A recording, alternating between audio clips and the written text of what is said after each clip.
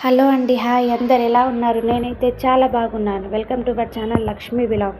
ఇదేంటిది తెలుసా? ఇదైతే తమలపాకు చెట్టు అండి. మా ఇంటి ముందల అయితే తమలపాకు చెట్టునైతే నేను పైకి కట్టాలని అయితే మొత్తం ఆకులన్నీ ఒక దగ్గర వేసి బిల్డింగ్ వైర్తోనైతే కడుతున్నానన్నమాట. చూసారు కదా, అది అయితే బిల్డింగ్ వైరు.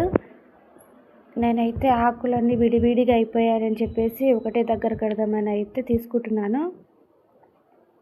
నాకు తమలపాకు చెట్టు అంటే చాలా ఇష్టం అండి. నేను ఈ చెట్టునైతే చాలా ఇష్టంగా పెట్టాను.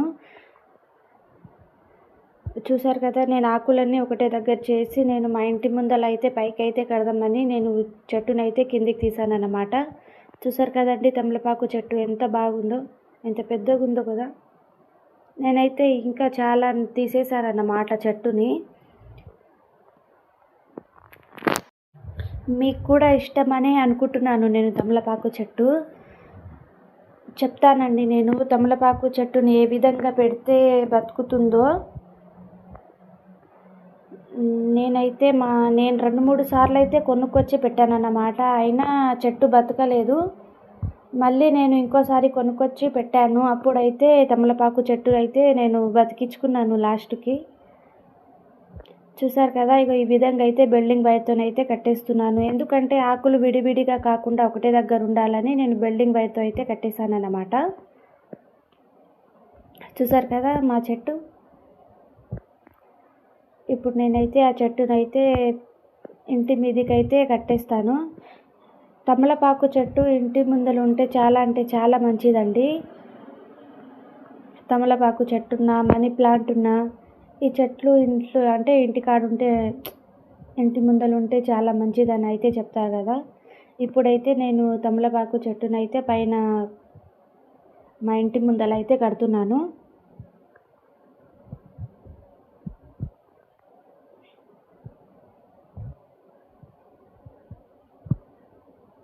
తమలపాకు చెట్టు గ్రోత్ కూడా రావాలంటే నేను టిప్స్ అన్నీ వేరే వీడియోలో అయితే ఒక వీడియో చేస్తానండి, చూడండి. ఇప్పుడు నేను తమలపాకు చెట్టునైతే పైకి అయితే కట్టుకుంటున్నాను.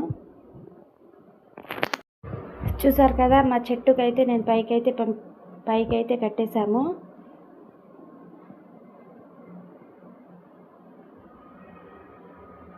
నేను మధ్యలో అయితే ఆకులైతే కట్ చేస్తూ ఉంటానండి. ఎందుకంటే కట్ చేస్తే మనకి ఆకులు అనేది ఇంకా చాలా బాగా వస్తాయి కదా. అందుకే నేను మధ్యలో అయితే ఆకులని కూడా కట్ చేస్తాను.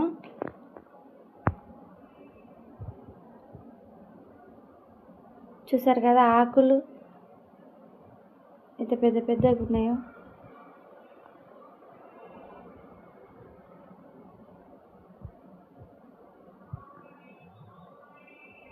చూడండి, మొత్తానికైతే ఇంటి మీదకైతే కట్టేశాను. మీలో ఎంతమందికి తమలపాకు చెట్టు ఇష్టమో నాకైతే కామెంట్ చేయండి. నేనైతే మీకు చెప్తాను చెట్టుని ఏ విధంగా పెడితే బతుకుతుందో.